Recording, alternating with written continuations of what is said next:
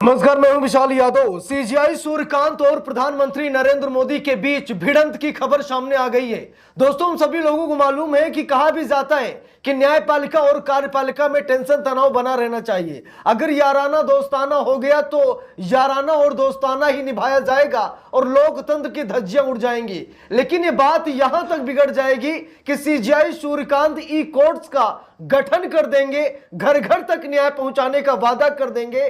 CGI Suryakant कसम खा लेंगे, शायद कभी किसी ने सोचा नहीं था। दोस्तों, एक तरफ मोदी सरकार क्या कर रही है? मोदी सरकार सुप्रीम कोर्ट का दरवाजा बंद कर रही है गरीबों के लिए। यानी कि जो गरीब है, जो असहाय हैं, जो जनहित याचिका के जरिए मुकदमा लड़ते हैं, मोदी सरकार कह रही है कि जनहित याचिका की कोई जरूरत नहीं, जनहित याचिका को बंद कर दिया जाए। दोस्तों, हम सभी लोग गरीब लोग हैं, शायद हमारे पास उतना पैसा नहीं है कि हम सभी लोग सुप्रीम कोर्ट के वकीलों को लाखों करोड़ों रुपए फीस एक दिन की दे सकें। है ना सच्चाई? भाई नहीं दे सकते हम लोग। तो ऐसे में हम सभी लोग थर्ड पार्टी के माध्यम से सुप्रीम कोर्ट जाते हैं, जनहित याचिका जिसे कहा जा सकता है, जहां पर हम सभी लोगों का केस या कोई संस्था या कोई बड़ा उद्योगपति मतलब कुछ ना कुछ ऐसा होता है जो लोग लड़ते हैं। ठीक है, तो हम सभी लोगों को ज्यादा खर्च नहीं उठाना पड़ता है, जनहित याचिका लग जाती है।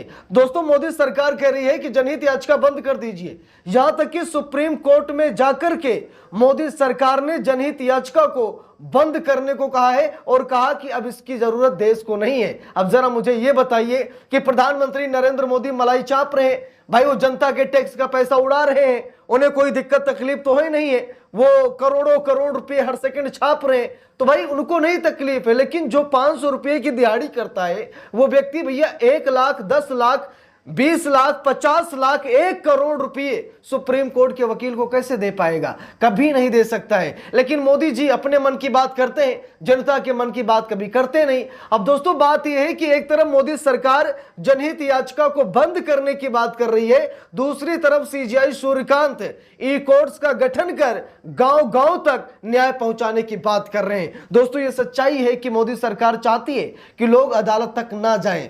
अगर लोग अदालत जाएंगे तो अदालत हमारे ऊपर एक्शन लेगा। इसीलिए मोदी सरकार ने कई बार न्यायपालिका को भी एक हिसाब से फटकार लगाई, न्यायपालिका को भी उंगली उठाई मोदी सरकार ने और कहा कि आप हर मामले में आप दखल नहीं दे सकते, हर मामले में फैसला लेने का अधिकार आपके पास नहीं है। हम भी फैसला ले सकते हैं, हम भी सरकार में हैं। दोस्तों, मोदी सरकार जज, जूरी और जल्लाद बनने की कोशिश आज से नहीं, बहुत लंबे समय से कर रही है। लेकिन अब जरा इस खबर पर गौर फरमाइएगा।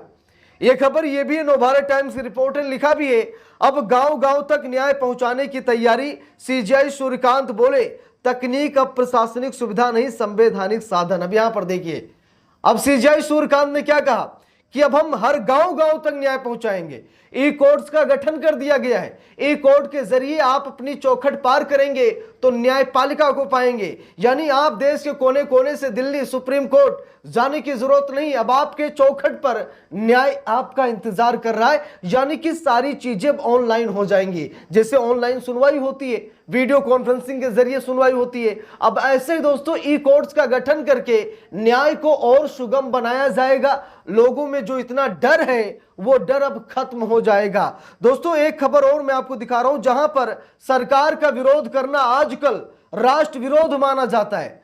लेकिन सुप्रीम कोर्ट के जज न्यायाधीश जो है दीपक गुप्ता साहब, ये पहले ही बता चुके हैं कि सरकार का विरोध करने वालों को राष्ट्र विरोधी नहीं कहा जा सकता। सुप्रीम कोर्ट के न्यायाधीश न्यायमूर्ति दीपक गुप्ता। तो यहां पर आप लोग ये भी देख लीजिए, सरकार की यह भी सबसे बड़ी मनमानी है कि आप सरकार से सवाल जवाब करेंगे, आप सरकार से सवाल करेंगे तो भाई ऐसे में क्या होता, आप पर देशद्रोह का ठप्पा लगा दिया जाता है, राष्ट्र विरोधी बता दिया जाता है और आप पर कानूनी कार्रवाई शुरू हो जाती है। लेकिन सुप्रीम कोर्ट के जज न्यायमूर्ति दीपक गुप्ता ने यह बता दिया है कि सरकार का विरोध करने वालों को राष्ट्र विरोधी नहीं कहा जा सकता। अब दोस्तों, यहां पर देखिए खबर, जहां पर सीजीआई सूर्यकांत ने गांव गांव तक न्याय पहुंचाने की कसम खाई है। देखिए लिखा भी है खबर में, राजधानी दिल्ली में आयोजित न्यायिक डिजिटल परिवर्तन पर 2 दिवसीय राष्ट्रीय सम्मेलन में भारत के मुख्य न्यायाधीश न्यायमूर्ति सूर्यकांत ने ई कोर्ट्स परियोजना के तीसरे चरण का औपचारिक शुभारंभ करते हुए इसे देश की न्याय व्यवस्था में ऐतिहासिक मोड़ बताया।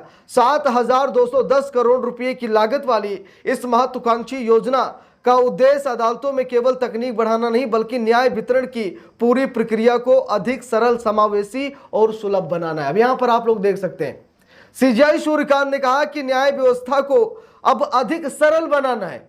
इसे मतलब लोगों को भी लगना चाहिए कि न्याय व्यवस्था में जो न्यायिक प्रक्रिया है वो साफ है, सुथरी है, सरल है। लोग अक्सर यही डर जाते हैं कि प्रक्रिया बड़ी जटिल है, भाई उनकी भाषा हम समझ नहीं पाते, जज साहब क्या बोल रहे हैं, ठीक है, ऑर्डर के अलावा कुछ समझ में नहीं आता है। लेकिन अब सीजेआई सूर्यकांत ये बता रहे हैं कि अब न्यायिक भाषा को भी सरल किया जाएगा, न्यायिक प्रक्रिया को भी सरल किया जाएगा ताकि किसी को कोई दिक्कत ना हो। और 7,210 करोड़ लागत की ये ई कोर्ट्स का गठन किया जा रहा है। देखिए लिखा भी है खबर में, चीफ जस्टिस ने कहा कि ई कोर्ट्स परियोजना की शुरुआत वर्ष 2005 में हुई थी। शुरुआती चरणों में अदालतों के कंप्यूटरीकरण, केस मैनेजमेंट सिस्टम के मानकीकरण, ई फाइलिंग और वर्चुअल सुनवाई जैसी सुविधाओं पर जोर दिया गया।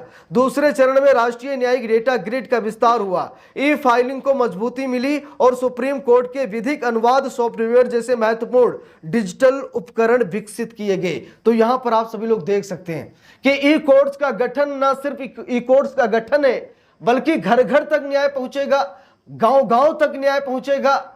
आपके शहर में, आपके क्षेत्र में, आपके गांव में डिजिटल व्यवस्थाएं स्थापित की जाएंगी।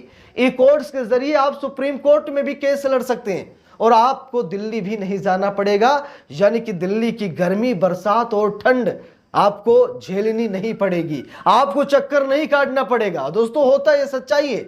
आप पहुंचे, पता लगा दूसरा पक्ष नहीं आया, दूसरा पक्ष आया तो पता लगा सुनवाई टल गई, किसी कारणवश सुनवाई नहीं हो पाई। तो जरा सोचिए कितनी तकलीफ होती है जब खाली हाथ लौटना पड़ता है। और भाई कोर्ट कचहरी का मंजर है तो बहुत समय लग जाता है, कौन बार बार दिल्ली आए, कौन बार बार जाए। तो दोस्तों इसीलिए सुप्रीम कोर्ट ने क्या किया, सीजेआई सूर्यकांत ने क्या किया कि न्याय व्यवस्था को बदलने की कसम खा लिए, न्याय व्यवस्था को सरल बनाने की कसम खा लिए। एक वो मोदी सरकार है जो न्यायपालिका में ताला लगाने की कोशिश कर रही है जनता के लिए, दूसरी तरफ सीजेआई सूर्यकांत जनता के लिए दरवाजा ही खोल दिए। दरवाजा क्या बल्कि पूरा सुप्रीम कोर्ट खोल दिए। सुप्रीम कोर्ट क्या, हर गांव में सुप्रीम कोर्ट बना दिया है सीजेआई सूर्यकांत ने। जरा सोचिए, सीजेआई सूर्यकांत ने हर एक गांव में सुप्रीम कोर्ट बना दिया है। अब किसी को दिल्ली जाने की जरूरत नहीं है। अब हाँ, किसी शहर में शायद अभी ऐसा नहीं हुआ है क्योंकि अभी एक सिर्फ कागजी प्रक्रिया है और कहीं कहीं शुरू भी हो गया है, ठीक है। 7,210 करोड़ लागत में यह परियोजना का शुभारंभ किया जा रहा है। तो जहां नहीं पहुंचा है वहां भी पहुंचेगा, चिंता मत कीजिए, क्योंकि सीजेआई ने कसम खाई है कि गांव गांव तक न्याय पहुंचाएंगे। बाकी इस पूरे मामले में आप लोगों की क्या राय है कमेंट करके जरूर बताइएगा। वीडियो को लाइक शेयर, अगर चैनल पर नए हैं सब्सक्राइब करके सपोर्ट कीजिएगा। मिलते हैं दूसरी वीडियो में, तब तक के लिए बहुत बहुत धन्यवाद।